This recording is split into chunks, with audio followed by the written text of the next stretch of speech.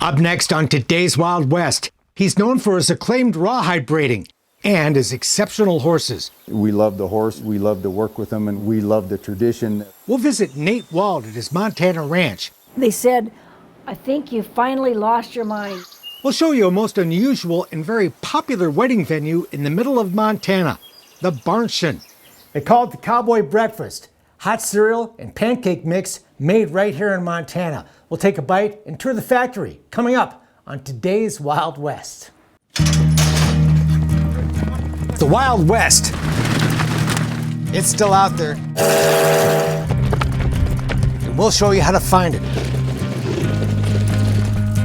This is today's Wild West.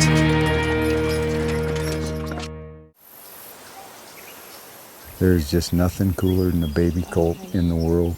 Springtime in Montana, and a newborn foal is spending its first days of life on the Wald Ranch near Lodge Grass. It's sticking very close to mom.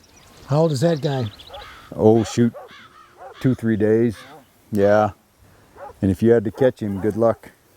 As soon as they can stand, they can run away. The baby is among 70 or so horses that make their home on the ranch Nate Wald and his wife TJ call home. That little guy's going to be roan too. Where they raise cattle with Nate's brother and pedigree American quarter horses with their son Jackson. I want to raise a really good ranch horse. I like a horse with enough size that you can cover a lot of country. You can rope on them. You can rope big cattle on them. Hello, sister. Disposition too. I like horses that are friendly, that are athletic and have a lot of go, that are gentle, that they'll relax. You can drop the reins and they're going to stand there and wait for you. And that's what I'm trying to have, is just a good all-around ranch type horse. Nate's parents run a bed and breakfast on the ranch as well, which we'll visit in just a bit. You may have seen this real deal cowboy when his portrait by acclaimed Western artist Carrie Ballantyne graced the cover of Western Horseman magazine. And Cowboy Artists of America painter Lauren Entz captured what Nate is best known for, making braided rawhide cowboy gear, as a member of the prestigious Traditional Cowboy Arts Association, known as TCA for short. I'm really happy when I'm doing something with my hands, whether it's riding a horse or whether it's working with string. Nate's work is prized by both working cowboys, who use his braided rawhide reins, bozels, and other gear every day, and collectors, who purchase them as works of art. But whether the piece hangs on the wall of an office or a ranch tack room, it's all usable gear. Form, function, dimensions, all of those kinds of things, they're going to be the same, because I won't compromise that thing should work on a horse, because that's what I'm building. Nate got bit by the rawhide braiding bug while working on a ranch outside Bozeman near the end of his college days. Got a book and started fooling around and braiding up some simple stuff and trying different knots and things. When I graduated from college, I just came back to the ranch and just kept braiding from there on out. Nate's been at it ever since. And this is the first pair of Rommel reins that I ever built. I really got interested in it, and I didn't have any spare time much anymore. I was at my bench trying to get better and finding people that knew more than I did and trying to see what they were doing. The technique of braiding is relatively simple. I mean, you can teach somebody to do that fairly quickly. But there are no shortcuts to mastering the craft of creating braided rawhide cowboy gear. To make a braid that's consistent and even and really well done, tight enough, but not too tight. Each string is as pulled as tight as the one above it. That takes a lot of muscle memory and just a lot of hours of doing that same thing over and over again. I think where some people get off track is they want to do what somebody like me can do after 30 years right away, and it doesn't work that way. Rawhide is not leather. It's braided string made from a raw hide, and Nate makes his own. When you make the rawhide, you have quality control from the start. Let's just put it right over here. There's a lot to making good rawhide and cutting good string. It starts, of course, with a raw hide, like this one dropped off at the ranch while we were visiting. Nate either soaks the hide in lye to remove the hair or scrapes it off as the hide is stretched out to dry. Which is a simple, old school technique, but it makes a unique hide for working stuff that I kind of like the looks of. So that becomes this. Yep. Either way, this is the result. You've got a raw hide. A board stiff, raw hide. After being re-moistened overnight, I'll go round and round one of these with a draw. the hide is cut into strips. Round and round and cut this whole hide up into a strip maybe that wide. Like this. This would be a circle of hide cut into a string we call a soga. That soga then goes through several more cuts and refinement. So for thickness, you'll use what we call a splitter. Then we end up with, this is what the string that I'll actually braid something with or tie. And then the real work begins. And then I braided 16 strings over the top of that to cover and to make that all uniform. To braid that raw hide into reins, headstalls, and other gear, Probably 20 hours in a hackamore. that whether for working cowboys or cowboy art, could all be used on a horse. Everything revolves around the horse. We love the horse and we love to work with them, and we love the tradition that all of these things are all part of. And so when we can preserve that, then we've done something. Braiding is meticulous, time-consuming, detail-oriented work, but for Nate, it's never boring. When people learn you braid rawhide, they're like, oh, I couldn't do that. I'm way too impatient. But to me, when I'm at my bench, that's when I'm the most relaxed. Your mind kind of shuts down. You're doing it, your skill, and you're working at it, and that's a calming thing for me. The knots used in braiding actually originate from those sailors once used, who then passed them on to ancient horsemen before they made their way to the American West. Split it here and just do 2 on either side and then put it back together and do all 4. Rawhide braiding is among the old-time cowboy skills that not long ago were in danger of dying out. When I first got interested in rawhide 30 years ago, man, you could count on one hand and probably less guys that were doing it. Even fewer of those guys would show anybody anything. And it was that way with saddle makers. It was that way like the silversmiths and the bit and spur guys. And those trades were slowly being lost. Since its founding in 1998, the Traditional Cowboy Arts Association has done much to turn that around through its annual exhibition and sale that celebrates these crafts as fine collectible art, and mentoring and educational programs to pass these skills on to the next generation. Everything I know, I'm willing to tell anybody that asks. I mean, I get phone calls and emails and things all the time, and I don't feel like I have any secret at all, other than that I've just worked hard at it. This is a J. Adcock. Nate uses the gear he makes and that of other craftsman friends that he often trades with. That's a Dale Harwood. Dale Harwood. Yep.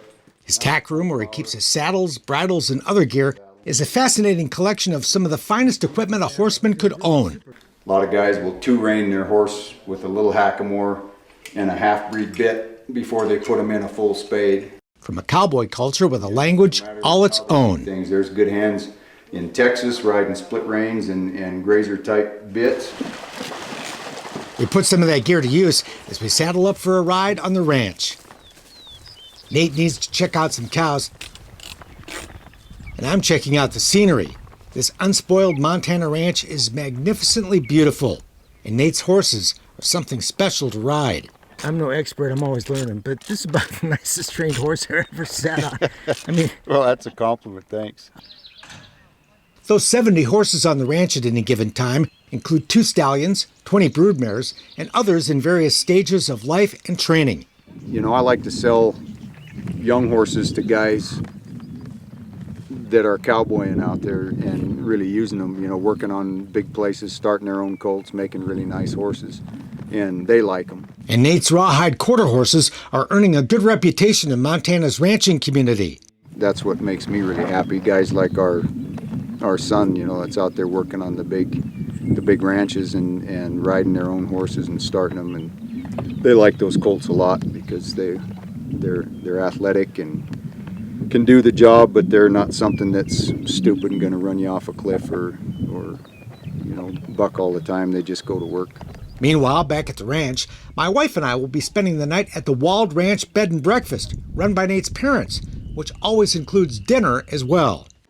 It's 50 miles to a restaurant. And some of them will say that's why we came here, because we saw that you'd get a homemade meal. Richard has been coming here from Europe for 23 years. It's the country, it's the horses, it's the way of living. When he comes, it's almost like he's back home again. Richard has been grandfathered in for horseback riding, which the B&B no longer offers. But there's plenty else to see and do. A lot of them like to just hike up in the hills there. You saw how pretty it is when you get up there. As far as you can see, you can walk, you know. And so they do a lot of just seeing what's on the ranch. Most people just stay a night or two on their way to Yellowstone or some other cool destination in this part of the West. It's a cozy, comfortable, Western-themed place to stay. And while it seems far from the world comes here to visit. If this table could talk. Which can make for some lively dinner conversation. We had two couples. One couple was a commercial fisherman, and across the table from them were ocean biologists.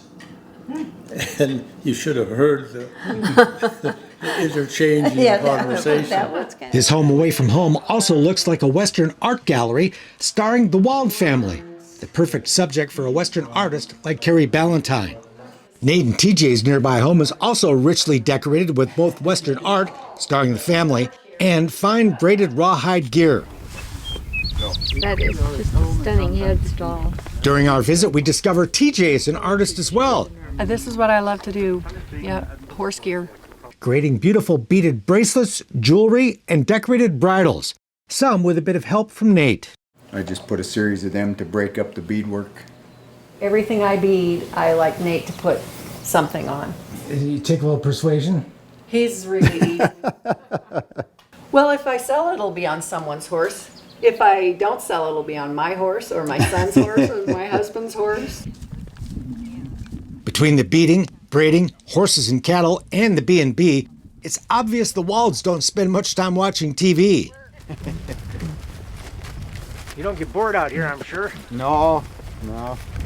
You don't have to look for much to do, but we're not running around crazy. I mean, it's a good lifestyle, I think. If I can go trot a pasture like this in the morning and check on some cattle or doctor something or do that part and then get in the shop for the rest of the day, that's a pretty good day. It's a nice life in Montana for the Walds, their guests, and the horses lucky enough to grow up here. It's not a barn, it's not a mansion, it's the Barnschen, a place where people come from all over the country for that very special event here in the middle of Montana. We'll show you coming up on today's Wild West. They said, I think you finally lost your mind now. In the middle of Montana, in the middle of the prairie, sits a huge and somewhat mysterious red structure unlike anything you've ever seen. Well, I just wanted a barn for my horses, and he wanted a shop.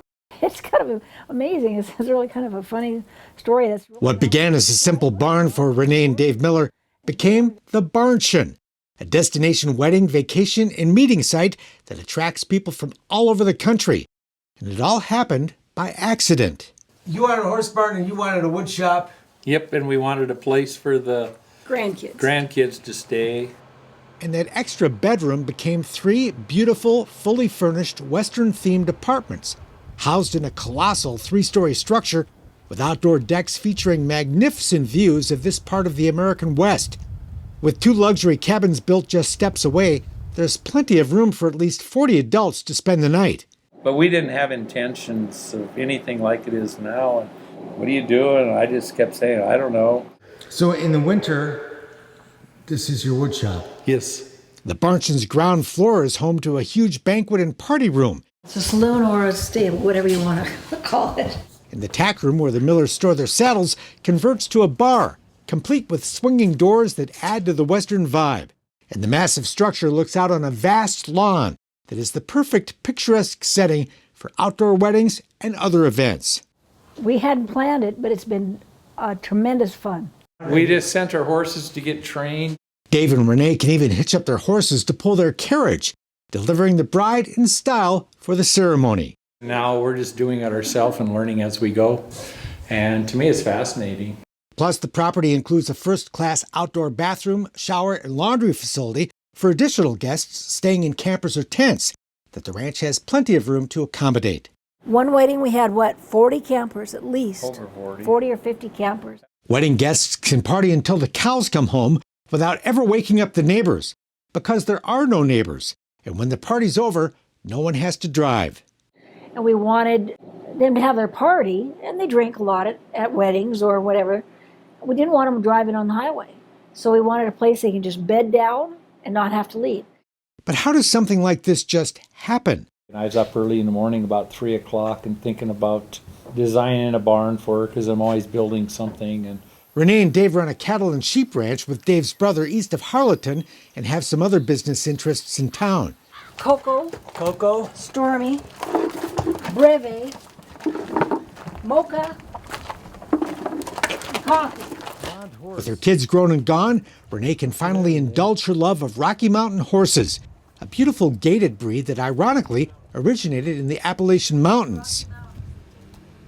Along with ranching, Dave, who studied architecture, has built homes and all kinds of other projects over the years. He was visiting family in Idaho when he got an idea. I was sitting by a lake, looking down at the lake about 3 in the morning. Just kind of had a picture in my mind of this building. So I sat down at the table and I sketched out a sketch of this building. Back in Montana, perhaps a month later, Renee was surprised to come home one October day. She had no idea the size or scope I had in mind. To find construction underway. And that slab was poured on the ground, and I remember her words. She says, "Oh my." I didn't know it was going to be this big. Dave never actually created a blueprint. And I have the ability to do that. I just chose not to. The entire plan was in his head, which kept evolving. I saw a demolition of a big building. Even after construction began. Tearing out great big old glue lamb fir beams. Old John Deere dealership, and I just pulled in there, actually had a trailer on it. Asked them what they were going to do with these beams. They said they're going to the dump. I said, would you mind loading them on? So I changed the plan at that time to fit these beams. We brought them in, we cleaned them up. Neighbors who saw the big building going up weren't shy in expressing their doubts. I literally had multiple people come down here and just shake their heads and say, "You're nuts." Even the crew doing the work didn't really know what they were building. I chose not to tell people what I was going to build. Just do this, and I draw them a little sketch, and they just do what I asked at the time. Several people thinking, "You're crazy, that won't work, this won't work." But when it all come together, I think people then understood what I was seeing in my head. The Barnschen's beautiful 3-story porch was also improvised. Those magnificent logs were once power line poles. We planed them, put them down to the cedar, and made them look like they were hand shaved, which they were. We took planers and shavers and redid them and then stained them and built all this front from repurposed power poles off the ranch here. While construction was underway, Renee was working on the decorating. It was a lot of fun to decorate. We got all the colors. In a most creative way. We wanted it classy Western.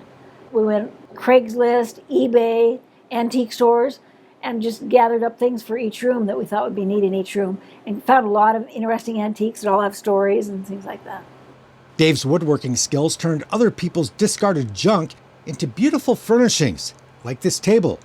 Yeah, and it was all destroyed. We bought it at a secondhand store, but I kind of could see what I wanted to do and built the middle for it, and then put a new oil finish on it. We finished it with oil. In fact, Dave built almost everything you see. He made all the cabinets, the trim, and the Western-style shelves, plus the wagon wheel chandeliers. So you make this with the horsehide or the cowhide and the... Even the very cool stirrup towel holders in the bathroom sink. Made you look old.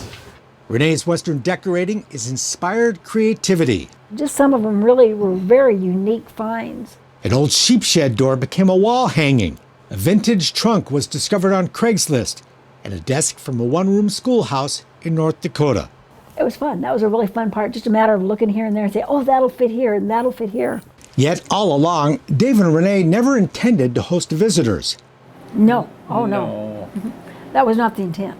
Because we didn't build it to rent it out. We just built it for the family. But that changed when a close friend was killed in an ATV accident. After nearly 2 years of work, built to code and inspected, the Barnschen was largely complete, and the Millers offered to host the funeral. Later that summer, they had their first paying guests when a corporation booked a stay for a meeting. Then a local couple asked if they could rent the place for a wedding. David and Renee never really had any intention of getting into the hospitality business, but once one wedding was held out here, word of mouth spread, and today, weddings are booked a year in advance. Along the way, Dave and Renee kept the skeptical town involved, holding a contest to name their new creation and offering a free stay as the grand prize. And we got 1,000 names. And one lady said, well, it's that Miller mansion they're building out there, but I said, no, it's a barn. And then they came up with the Barnschen.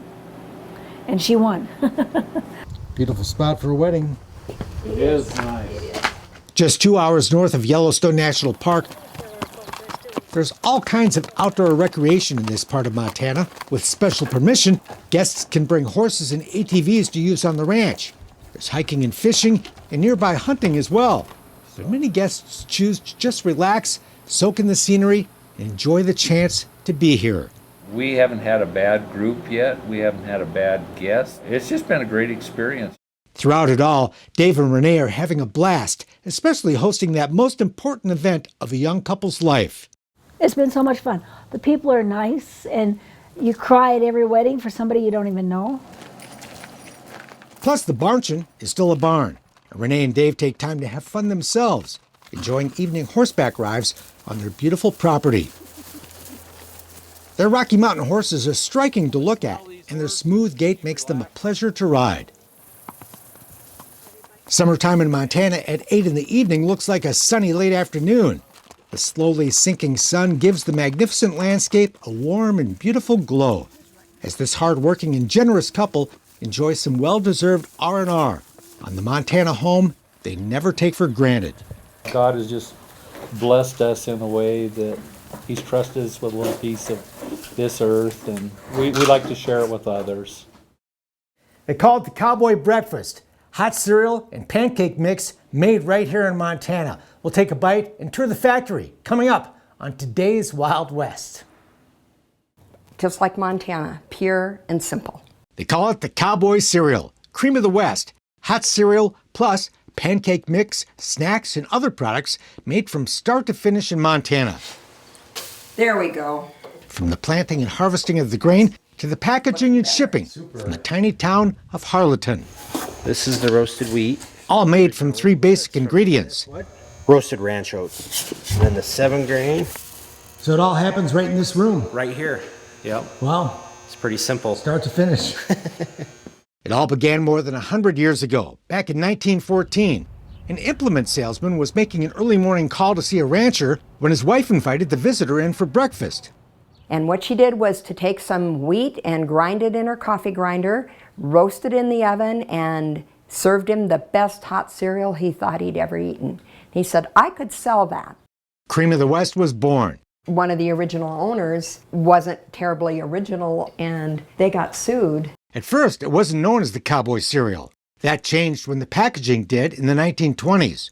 They started putting a Western motif on the box, and people started calling it the Cowboy cereal. Over the decades, Cream of the West updated that cowboy image from time to time. So when people come to trade shows and we have a big banner that has all those boxes, we'll say, well, which one did you grow up eating? In the early 1990s, Billings artist Joe Hines created the current series of cowboy portraits that grace the packaging, including a cowgirl featured on the cover of the organic 7-grain cereal box. We're proud of that. That's our newest addition to the product line. She's 100% organic, 7-grain, and she's joined the boys as the first cowgirl to be a Cream of the West product. Since its beginning more than 100 years ago, Cream of the West has added a number of other items to its product line, including a great tasting 7-grain pancake mix that you really just have to try. Good stuff. We have some outfitters that take them because it's a just add water. So they can take them out camping or outfitting and add water, and that's all you need. So they're easy. Cream of the West also offers its Montana Morning Whole Bean Coffee and Montana Crunch Trail Mix Snack, which makes a great parfait when mixed with yogurt and a tasty treat right out of the bag. It's good, tastes good, it's good for you. The Cowboy cereal has fans all over the world and has been shipped to Dubai in the Middle East, Japan, and all across America. One of our most popular is 3 cowboys and a rope. And all it is our 3 cereals, pure and simple, and it's one of the most popular because people love our cereal.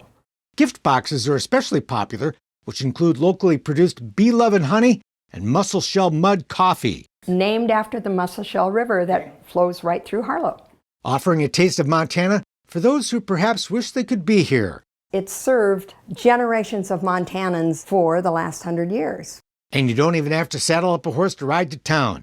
Unlike 100 years ago, Cowboy cereal and all the other tasty products made here in Harlowton can be ordered online and shipped to your ranch, wherever that may be. Those are good. That's it for now. We're back next time with more cool stuff from today's Wild West. I'm Mark Bedore. We'll see you down the trail. For more information on the people and places featured in today's Wild West, or to order show DVDs and books, visit todayswildwest.com. Funding for Today's Wild West provided by the Leggett Foundation,